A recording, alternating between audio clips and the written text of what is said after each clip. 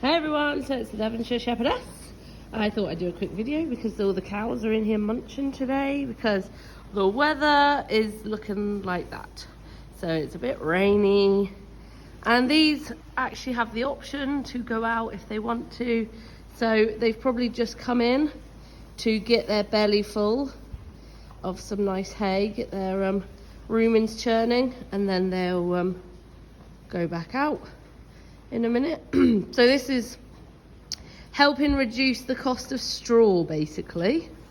So we are fortunate enough to have some straw in stock from last year, but we are eking it out as long as possible whilst the weather is actually being quite kind to us.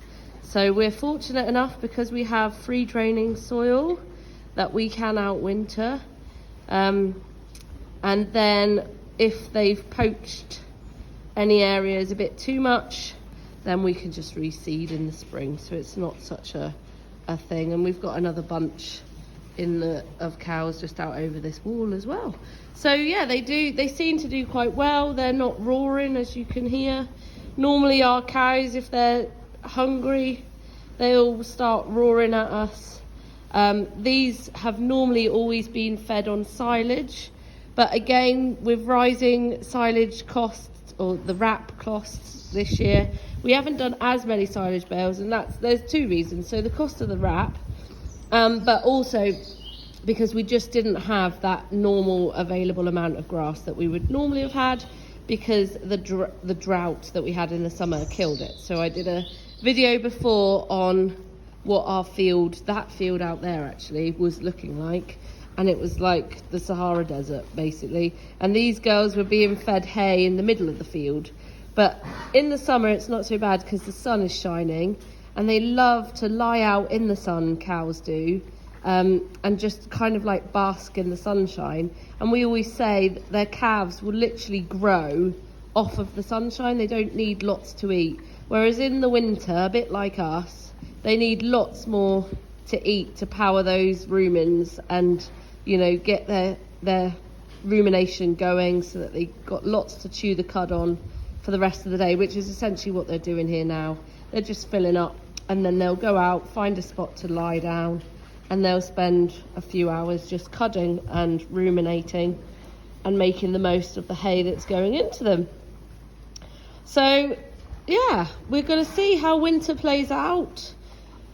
It is being fairly kind to us home here at the moment. We are getting lots of rain as well, which is what we want. We do need rain to bring up our water supply, because we have only so I think Dad just flicked back over to our well a couple of weeks ago, and one of the kind of springs that normally has literally run for my entire life has actually only just started properly running again in the last couple of weeks. So that would suggest the water table is coming back up, but it's still not quite where we need it to be. So it's still taking into account that there's always these variables when it comes to farming. We're always making sure that, one, we've got clean water, two, we've got lots of food in front of our cattle, because otherwise they get grouchy, they start shouting a lot, and we don't like shouty cows. We like it when they feel content and happy. We'll also probably know when it's time to bring these back in. But the way it's going at the moment, they're really happy to be out, even when it's raining. They find the right hedges. Cattle are really good at finding the right hedge and standing under it, so the weather literally just blows over the tops of them. Sheep, on the other hand, tend to go and stand in the middle of a field and put their bums to the weather, which is fine until they have their babies with them. So yeah, I don't think there's much more I can talk about today when it comes to the cows. We do have a handful of young stock that we have shut in because we've weaned them off their mums.